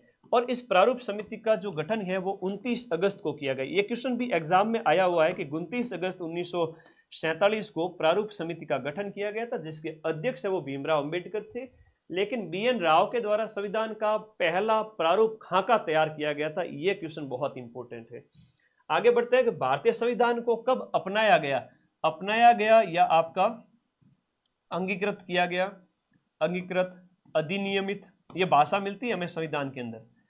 अंगीकृत, अधिनियमित और आत्मार्पित। अंगीकृत, अधिनियमित या आत्मार्पित एक ही बात है। ये हम हमारे संविधान सभा द्वारा 26 नवंबर 1949 को, हाँ 26 नवंबर 1949 वो डेट है जिस दिन हमने हमारे संविधान को अपनाया था। ये बार बार क्वेश्चन पूछा जा रहा है, पिछले काफी महीने से हर बार ये क्वेश्चन पूछा जा रहा है, इतना इंपॉर्टेंट है। सीधा सा प्रश्न है लेकिन थोड़ा ध्यान रखना, और आप सभी के लिए वेरी इंपॉर्टेंट। और फिर आपका 26 जनवरी 1950 को तो लागू हो गया था कॉन्स्टिट्यूशन। ये सारी चीजें याद रहेगी। भारतीय संविधान के निर्माण में संविधान सभा को कितना टाइम लगा, तो 12 अधिवेशन लगे टोटल, 12 अधिवेशन और 2 वर्ष 11 माह 18 दिन, 2 वर्ष 11 माह और 18 दिन। राजस्थान के एकीकरण के अंदर 8 वर्ष 7 माह और 14 दिन, वो राजस्थान के एकीकरण का अलग है। बच्चे कई बार कंफ्यूज हो जाते हैं, कमेंट कर देते, तो मैं तुम्हें एक चीज बताऊं, ये अलग है, ये तो भारत के कॉन्स्टिट्यूशन की बात हो रही है। तो पढ़ो थोड़ा विस्तार से, छोटी छोटी बातें पहली बार बच्चे पढ़ते हैं ना, फ्रेशर होता है ना, उनके लिए बड़ा दिक्कत क्रिएट करती है। संविधान को संघात्मकता के तंग ढांचे में नहीं ढाला गया है। ऐसा किसने कहा था कि हमारा जो संविधान है वो संघवाद का तंग या डिस्टर्ब होने वाला ढांचा नहीं है, जिसमें सेंटर की चलती हो, ऐसा अंबेडकर जी ने कहा था। यह कथन आप लोगों को याद रखना है, बहुत प्यारा क्वेश्चन है, भीमराव अंबेडकर जी के द्वारा कहा गया था। इंडिया की पॉलिटी खत्म होती है, 5 क्वेश्चन आएंगे, मैंने करवा दिए। अब राजस्थान की पॉलिटी के 5 क्वेश्चन आप लोग तैयार रहना कि यहां पर पूछा गया है कि निम्नलिखित में से कौन सा सही सुमेलित नहीं है, कौन सा सही सुमेलित नहीं है। अनुच्छेद 153 के अंदर राज्यपाल पद के बारे में बताया हुआ, और राज्यपाल तुम्हारे सिलेबस में सीधा सीधा क्वेश्चन 4th ग्रेड में आएगा कि अनुच्छेद 153 के अंदर राज्यपाल के पद के बारे में बताया गया है। 156 के अंदर उसकी पदावधि के बारे में बताया गया है कि राष्ट्रपति के प्रसाद पर्यंत वो पद धारण करेंगे। 154 कहता है कि राज्यपाल की कार्यपालिकाई शक्ति, और 155 कहता है आपका उसकी नियुक्ति के संबंध में। किसके संबंध में? आपके राज्यपाल की नियुक्ति के संबंध में। राज्यपाल की नियुक्ति के संबंध में याद रखना, नियुक्ति 155, 53 पद, 54 के अंदर कार्यपालिका शक्ति, 55 के अंदर नियुक्ति और 56 के अंदर पदावधि। तो ये आप लोगों को याद रखना है। हाँ जी, सॉरी, इसमें है वो आपका क्वेश्चन नंबर 46। हाँ जी 46, एक सेकेंड है ना, यही है क्या क्वेश्चन? हाँ यही है, ठीक है, यही है, ओके। हटाया जाना नहीं है, नियुक्ति है, ठीक है। कितने दिन अस्तित्व में रही, वो क्वेश्चन अगली क्लास में करवाएंगे, ठीक है। हाँ, हटाया जाना 158 में है, इसमें नहीं है, तो ये नियुक्ति याद रख लेना 155 के अंदर। अगला देखो, कुछ क्वेश्चन और भी हैं, आप लोग पूछ रहे हैं, वो मैं अगली क्लास के अंदर लेके आऊँगा, तब और डिटेल में और भी बहुत सारे क्वेश्चंस हर सप्ताह चलता रहेगा। और जैसे मैं फ्री हुआ सप्ताह में 2-2 क्लास भी ऐसी लगा सकता हूँ। तुम लोग थ्योरी पढ़ते रहो डीप में, और क्वेश्चन करवाने की जिम्मेदारी मेरी है। 70 एग्जाम से आगे अभी 3 महीने पड़े हैं, 3 महीने में मैं 30 बार 70 क्वेश्चन करा दूंगा, और 30 × 70 करो 2100 क्वेश्चन होते हैं। व्याख्या के साथ पढ़ो तो 5000 से ज़्यादा क्वेश्चन होता है। कहते हैं कि 10,000 5,000 क्वेश्चन बहुत होते हैं, ठीक है। हाँ, 4th ग्रेड ऑफिसर कह सकते हो बेटा, कमेंट करके हंसते हैं कि 4th ग्रेड ऑफिसर। सोचो सरकारी नौकरी है और सैलरी भी बढ़ेगी, साथ रहते हुए अगर दम है तो और आगे की तैयारी कर लो, वरना एक बार सरकारी नौकरी तो लो यार। इस बेरोजगारी के दौर में 60,000 घरों के जो चिराग हैं वो रोशन होंगे इस बार। तुम चाहते हो नौकरी लेना तो ले लो, वरना हंसी मजाक में अगर कोई उड़ा रहा है तो फिर वो हंसता ही रहेगा जिंदगी भर। ध्यान रखना इस बात को। भगवान का दिया कभी अल्प नहीं होता, और टूट जाए वो कभी संकल्प नहीं होता, इसलिए अपने इरादों को हमेशा मजबूत रखो। संविधान में राज्य के मुख्यमंत्री का कर्तव्य किसमें निर्धारित किया गया है? तो अनुच्छेद 167 के अंदर मुख्यमंत्री के कर्तव्य है। 150 के बाद में जब हम चलते हैं तो पहले राज्यपाल आता है, फिर आपके मुख्यमंत्री आते हैं, वो मैंने पिछली क्लास में अनुच्छेद करवाए थे। तो सीएम के ड्यूटीज। उच्च न्यायालय आपके सिलेबस में है, उच्च न्यायालय का मुख्य न्यायाधीश अपना त्याग पत्र किसे देगा? तो ये राष्ट्रपति को देगा, अनुच्छेद 217 के तहत। याद रखना, अनुच्छेद 217(1), अनुच्छेद 217(1) क के तहत राष्ट्रपति को उच्च न्यायालय का हाईकोर्ट का मुख्य न्यायाधीश, और वर्तमान में है के श्री राम 43वें वर्तमान में राजस्थान हाईकोर्ट के मुख्य न्यायाधीश है। राजस्थान हाईकोर्ट के मुख्य न्यायाधीश के श्री राम है। इससे पहले 42वें कौन थे? मनिंद्र मोहन श्रीवास्तव जी, जो मद्रास हाईकोर्ट चले गए। मद्रास से राजस्थान कौन आ गए? के श्री राम। और ये लेटेस्ट अपडेट है। सभी साथी चैनल को सब्सक्राइब कर लेना बेटा, इन्फॉर्मेशन दूंगा एकदम सटीक, सीधा सिलेक्शन करा दूंगा। और आशीर्वाद चाहिए गुरुजी का तो जुड़ जाओ चैनल से, आ जाओ। राजस्थान प्रशासनिक सेवा अधिकारी, जो RAS अधिकारी होते हैं ना, उनको पहली बार जिला कलेक्टर के पद पर काफी 30 साल 35 साल सर्विस होने के बाद में उनको DM बना दिया गया था। 2009 में इसकी शुरुआत की गई थी। ये प्रश्न एग्जाम में पूछा गया था। राजस्थान में शासन सचिवालय, सचिव तुम्हारे सिलेबस में है। अभी वर्तमान में चीफ सेक्रेटरी ऑफ राजस्थान की बात करें तो कमेंट करके बताओ 45वें चीफ सेक्रेटरी राजस्थान के कौन है? उषा शर्मा की जगह नए बने हैं चीफ सेक्रेटरी का नाम कमेंट बॉक्स में बता दो।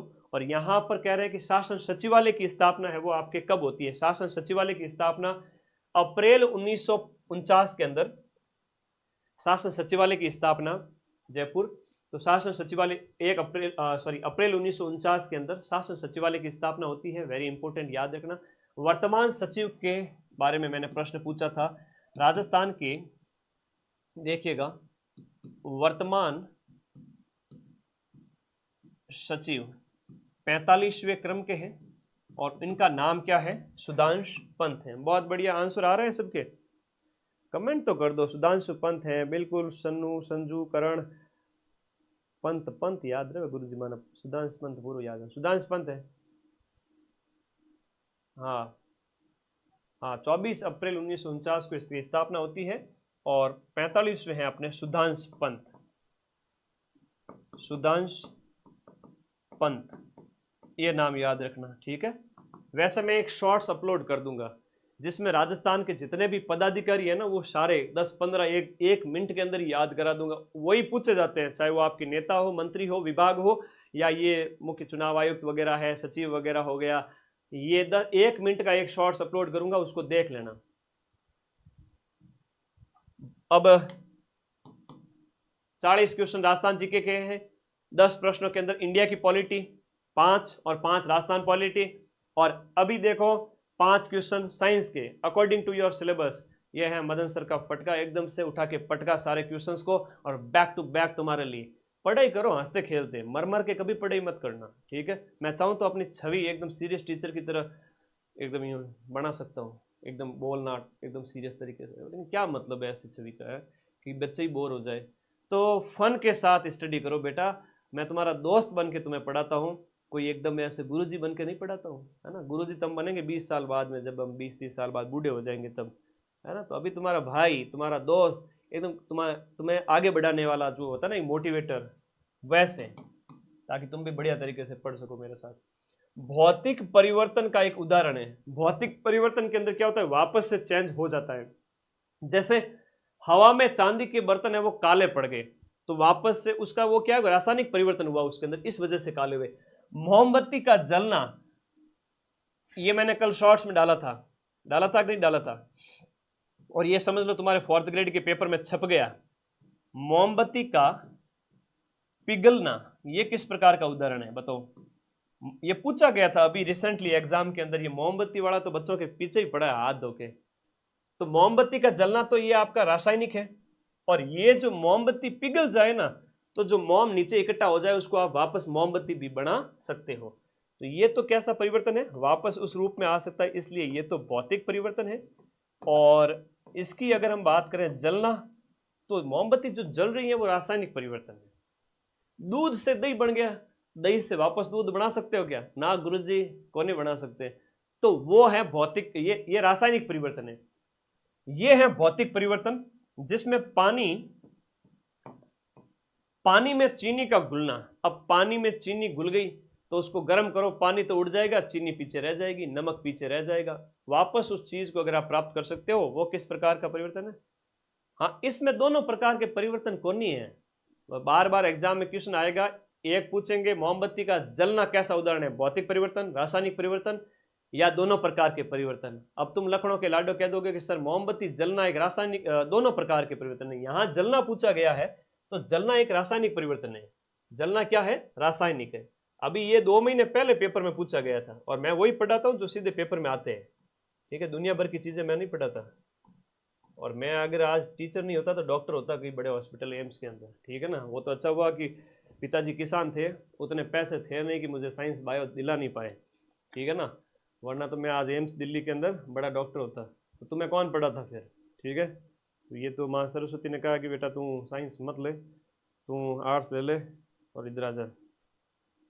तो वो बात है कि तुम लोगों को सारी चीज़ें ध्यान रखो बेटा, बहुत इंपॉर्टेंट है। तो ऐसे क्वेश्चन आते हैं एग्जाम के अंदर। जिस धातुक्रम प्रक्रिया के अंतर्गत धातु है वो मिश्रित अवस्था में पाई जाती है, अब इसका आंसर करो फटाफट, आंसर करो।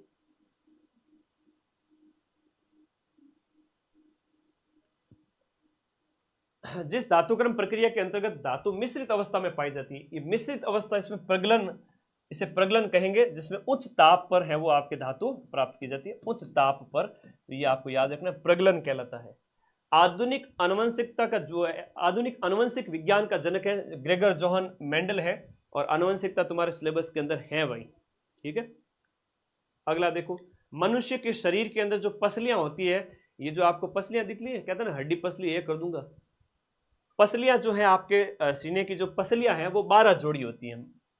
कितनी होती है, 12 लेफ्ट और 12 राइट, और उसी के नीचे आपके ये जो फुफ्फुस और आपका हृदय सेफ रहता है। और कई बार होता है चोट लग जाए तो पसली में दर्द हो जाता है, ठीक है। तो 12 और 12 24 होती है। निम्नलिखित में से कौन से सेट में सारी विषाणु जनित बीमारियां हैं? और मानव रोग, मानव शरीर तंत्र, मुझे पूरा सिलेबस याद है, 50 एग्जाम पढ़ाता हूँ, सबके सिलेबस मुख जुबानी याद रखता हूँ और उसके अकॉर्डिंग पढ़ाता हूँ, फिर क्वेश्चन मिलाता हूँ। तुम भी अपना सिलेबस याद रखा करो, ठीक है। यहाँ पर यह पूछा गया है कि कौन से में, क्वेश्चन नंबर 55 के अंदर सारी की सारी बीमारियां हैं वो आपके क्या है? विषाणु जनित है। विषाणु जनित बीमारियों की एक ट्रिक है, रेखा हमें हिट करके पोछे छोड़ गई, रेखा हमें हिट करके पीछे छोड़ गई, पीछे से हो गया पोछे छोड़ गई।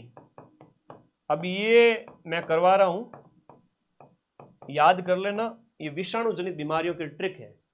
तो इसमें जो हर्पीज है, मम्स है, रेबीज है, ये सारी विषाणु जनित है। बट टीबी की बात करें तो बैक्टीरिया, जीवाणु हो गया, और इसमें भी टीबी आ गया है ना। पोलियो वगैरह तो आपका विषाणु हो गया। छोटी माता कैंसर, तपेदिक वापस भी वो क्या हो गया? जीवाणु जनित। तो ये सारी की सारी विषाणु है। विषाणु का कोई इलाज नहीं होता है, जीवाणु का तो फिर भी इलाज हो जाता है, विषाणु जैसे एड्स वगैरह का कोई इलाज नहीं है। रेबीज, ये बीमारी देखो, एक तो होगी रेबीज, एक होगी आपकी खसरा, रेबीज हो गई, खसरा हो गई, हर्पीज हो गया, हर्पीज, मेनिंजाइटिस, उसके बाद एक और है हर्पीज और मेनिंजाइटिस। याद कर लो, सीधा सा प्रश्न आएगा एग्जाम में, ट्रिक से याद करवा देता हूं, वरना कितना ही पढ़ लोगे याद होगा ही नहीं। मेनिंजाइटिस हिट करके पीछे छोड़ गई, पोलियो, एड्स, चेचक, पोलियो, एड्स और चेचक, ये आपकी विषाणु की बीमारी है। छोड़ गई, इसमें देखो छोटी माता है ना, तो ये आपको याद रखना है, छोटी माता। ड से डेंगू, और तुम्हारे तो एग्जाम में डेंगू ही पूछेंगे, तुम्हारे तो एग्जाम में डेंगू ही पूछेंगे, याद रखना भले ही। बहुत कंफ्यूज करने वाला क्वेश्चन है। हाँ, कांस्टेबल की मैराथन लाएंगे बेटा, क्लास तैयार हो रही है, जिसमें आप लोगों को मैं महिला बाल अपराध के जो धाराएं वगैरह वो पढ़ाऊंगा, ठीक है। ये डेंगू वाला क्वेश्चन तो पिछले काफी टाइम से बहुत ज्यादा पूछा जाने लगा है ना। डेंगू है वो आपका विषाणु के अंदर है। और ग से याद करना आपका गलगंड और इंसेफेलाइटिस, गलगंड, और ई से हो गया आपका इनसेफेलाइटिस, जो जापानी बुखार है, उत्तर प्रदेश में ज्यादा होता है, इंसेफेलाइटिस, इंसेफेलाइटिस। और वो बस पीछे छोड़ गई, ठीक है, ओके। तो मुझे नहीं लगता किसी भी बच्चे को दिक्कत होगी, कोई भी बच्चे को किसी प्रकार की दिक्कत नहीं होनी चाहिए। ऐसी मैराथन हर सप्ताह आएगी, और सप्ताह में 2-2 भी लगा सकता हूँ। तो अभी तो मैं ऐप में पढ़ा रहा हूँ, इसलिए थोड़ा टाइम कम मुझे टाइम लग रहा है। बाद में अगस्त से थोड़ा फ्री हो जाऊंगा, सारे बैच कंप्लीट करा के, चाहे लैब असिस्टेंट हो, चाहे आपके पटवार वीडियो हो, पटवार वगैरह तो ऑलमोस्ट हो गए कंप्लीट, 4th ग्रेड हो गए, रीट के हो गए, तो वो फ्री होते ही तुम लोगों को खूब ज़्यादा पढ़ाऊंगा। तब तक तुम भी ऐप में नोट्स पढ़ लो सारे। विषाणु जनित रोगों की अगर हम बात करें तो जो विषाणु से होते हैं, वायरस से होते हैं, उन रोगों में रेखा हमें हिट करके पीछे छोड़ गई। रेखा बहुत बदमाश है। रे से रेबीज, ख से खसरा, है ना, ये मम्स वगैरह वही है, और हर्पीज और मेनिंजाइटिस और पोलियो, एड्स, चेचक, चोट से छोटी माता, डेंगू, ग से गलगंड और ए से इंसेफेलाइटिस। ये एक दिमागी बुखार होता है। क्या होता है? दिमागी बुखार।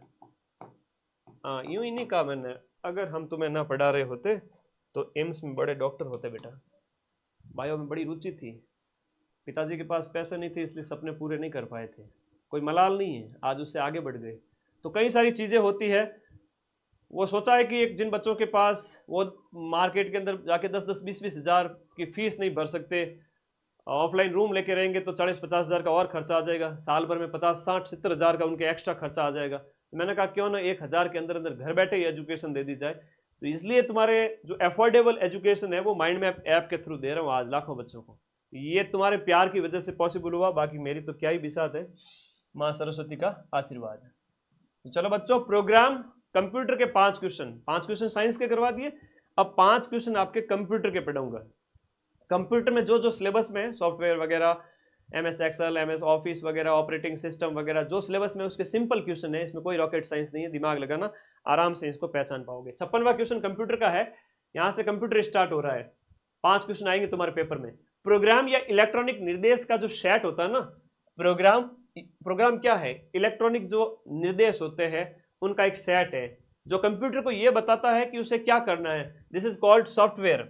ये सॉफ्टवेयर होते हैं और बहुत सारे सॉफ्टवेयर होते हैं, जैसे फोटोशॉप होता है, एडोब होता है, ऐप कंप्यूटर के अंदर, आपके फोन में भी आप यूज करते हो, तो ये सॉफ्टवेयर होते हैं। हार्डवेयर तो पुर्जे होते हैं जो बाहर जिन्हें आप टच कर सकते हो, इनपुट दे सकते हो। निम्नलिखित में से कौन सा इनपुट डिवाइस का उदाहरण है? मैं इनपुट डिवाइस का एक फोटो लगा दूंगा, ये नोट्स टेलीग्राम पे भेजूंगा, तब टेलीग्राम ग्रुप का लिंक वीडियो के नीचे दिया हुआ है, ज्वाइन कर लेना। तो जो आपका स्कैनर है ना, वो इनपुट डिवाइस है। ये स्पीकर, सीडी, प्रिंटर वगैरह, इससे तो आउटपुट है, रिजल्ट मिलता है बाहर। वर्ड प्रोसेसर और स्प्रेडशीट, ये किसके उदाहरण हैं? वर्ड प्रोसेसर और स्प्रेडशीट ये एप्लीकेशन सॉफ्टवेयर है। वर्ड प्रोसेसर और स्प्रेडशीट एप्लीकेशन सॉफ्टवेयर है। कंप्यूटर के अंदर एआई का क्या अर्थ है?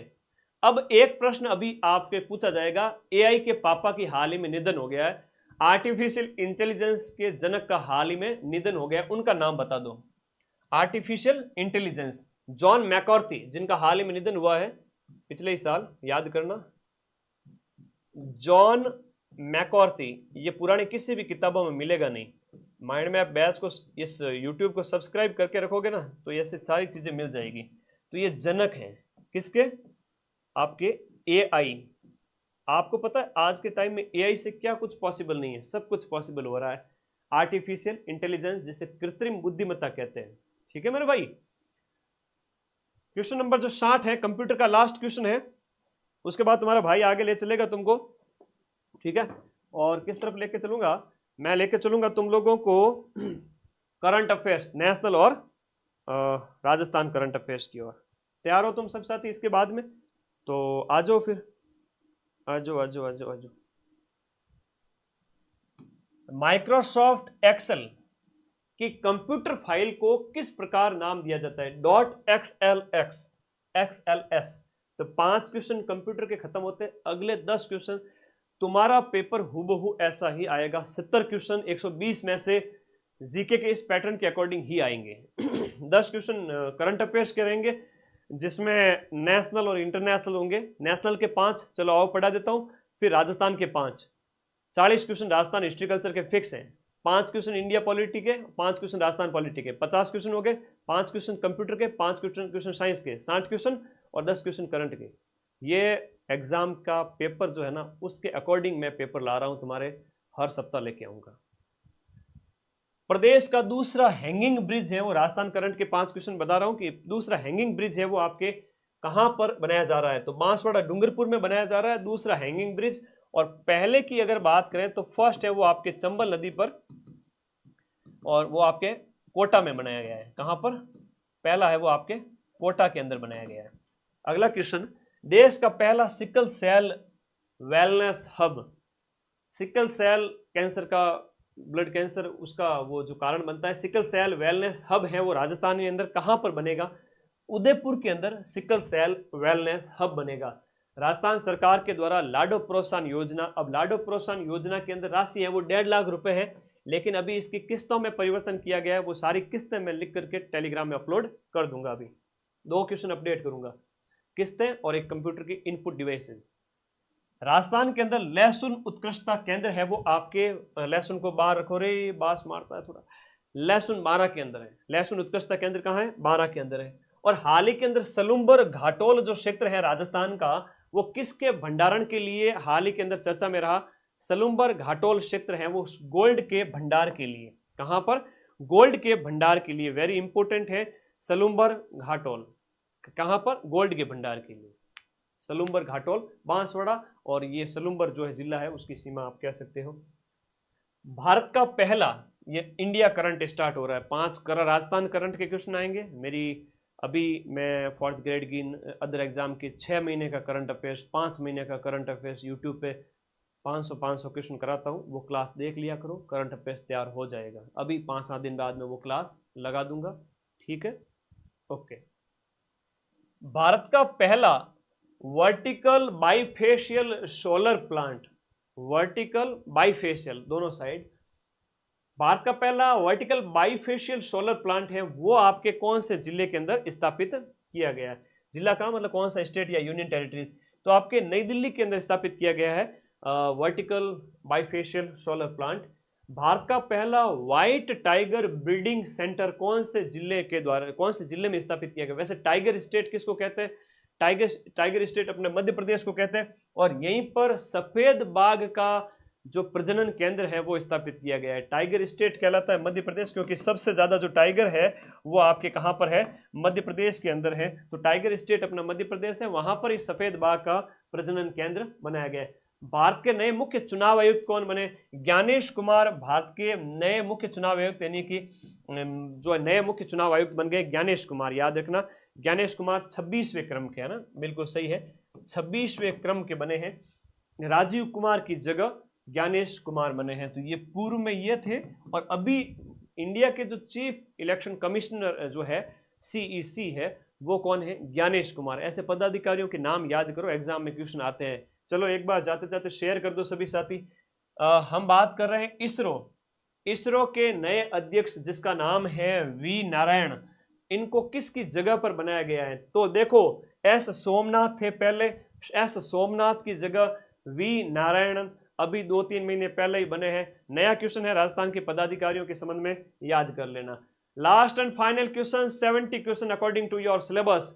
70वां क्वेश्चन जैसा आपके पेपर में आएगा, विजय हजारे जो स्पोर्ट्स से संबंधित क्वेश्चन आया कि विजय हजारे जो ट्रॉफी है वो विदर्भ को हरा करके कर्नाटक ने जीती है, तो कर्नाटक यहां पर क्या हो गया? विजेता हो गया।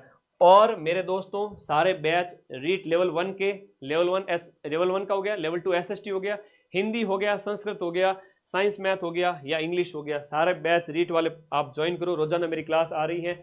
लैब असिस्टेंट का अभी ऑफर चल रहा है, जहां पर 1299 में जीके प्लस सब्जेक्ट और टेस्ट सीरीज कंप्लीट दे रहा हूं। बैच का लिंक इसी वीडियो के नीचे पिन किया हुआ है, जाओ और बिंदास पढ़ो यार, है ना। कोर्स वाली कैटेगरी में जाकर के ये कोर्स अपने ज्वाइन करो। ये साइंस के नोट्स हो गए, ये राजस्थान सभ्यता के नोट्स हो गए, राजस्थान के भौतिक प्रदेश के नोट्स हो गए, ये हिंदी के इंग्लिश के नोट्स हो गए, है ना, ये इंडियन पॉलिटी के नोट्स हो गए, वो कंप्यूटर के नोट्स हो गए, ये मैथ के हो गए, ये इंडिया जीके हो गया। अब इस क्लास की पीडीएफ मत करना बालक, चैनल को कर देना सब्सक्राइब। देखो तुम लोगों का जो प्यार है ना, उस वजह से मैं बना हुआ हूँ, मैं कुछ भी नहीं हूँ। हमेशा अपने आप में सुधार करके बेस्ट से बेस्ट क्लास तुम्हारे लगाने की कोशिश करता हूँ। एक बार तुम लोग जितने भी साथी जुड़े हुए, 1000 बच्चे जुड़े हुए हैं, जल्दी यूट्यूब पर राजस्थान पुलिस लगाएंगे, 1000 बच्चे जुड़े हुए हैं। हर एक बच्चा एक कमेंट जरूर कर देना कि क्लास कैसी लगी, ताकि मेरा मोटिवेशन और बढ़े। मैंने ये पहला प्रयोग किया है और राजस्थान में शायद ये पहली क्लास है, ऐसी कोई क्लास नहीं जिसमें 70 क्वेश्चंस अकॉर्डिंग टू सिलेबस करवाए जा रहे हैं। 70 क्वेश्चंस हर सप्ताह करा दूंगा।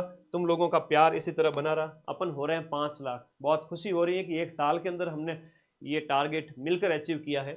20 क्वेश्चन हिंदी के पूछे जाते हैं, 15 क्वेश्चन आपके इंग्लिश के हैं, 70 क्वेश्चन आपके जीके के हो गए और 15 क्वेश्चन आपके मैथ के हो गए। बोलो कितने हो गए टोटल? 120 हो गए। 70 और 20 90 प्लस 105 और प्लस 120, तो 120 में से ये 70 क्वेश्चन है ना, जो कि लगभग आपके 100 प्लस अंक के हैं, वो हर सप्ताह मैं कराऊंगा। तुम लोगों को हर सप्ताह कराऊंगा। जितने साथी जुड़े हुए हैं ना, अपने इस चैनल को सब्सक्राइब कर देना, सभी दोस्तों में शेयर कर देना कि मदन सर की 70 प्रश्नों वाले मैराथन जो हर सप्ताह आएगी, और 4th ग्रेड बैच जो कि 899 का है, उसमें आप पढ़ते रहें, मस्त रहें। तो बंदे हैं हम उसके, हम पे किसका जोर, उम्मीदों के सूरज निकले चारों ओर, इरादे हैं फौलादी हिम्मती हर कदम, अपने हाथों किस्मत लिखने आज चले हैं हम। कह दो एग्जाम से कि मिट जाऊं तेरी धमक से, मैं वो साज नहीं, और छोड़ दूं डर के मैदान, मैं वो बाज नहीं। मेरे जैसा बंदा सुबह 12 बजे तक कुछ भी खाता पीता नहीं है, हल्का पानी पी करके, और 5 घंटे नॉन स्टॉप क्लास और पढ़ाई करता हूँ। तुम भी सुबह 7 से 12 बजे तक बिना कुछ खाए पिए 5 घंटे जबरदस्त पढ़ाई कर लो, उसके बाद नहाना धोना खाना पीना लगातार जारी रखो। सिलेक्शन होकर रहेगा अगर इस तरह से आप पढ़ते हैं, पढ़ाई से प्यार करते हैं, है ना। तो जुड़ जाना सभी साथी, सब्सक्राइब कर देना। और क्लास कैसी लगी ये 70 क्वेश्चन वाली, कमेंट जरूर कर देना। बैच का लिंक और टेलीग्राम ग्रुप का लिंक इस वीडियो के नीचे दिया हुआ है। Thank you.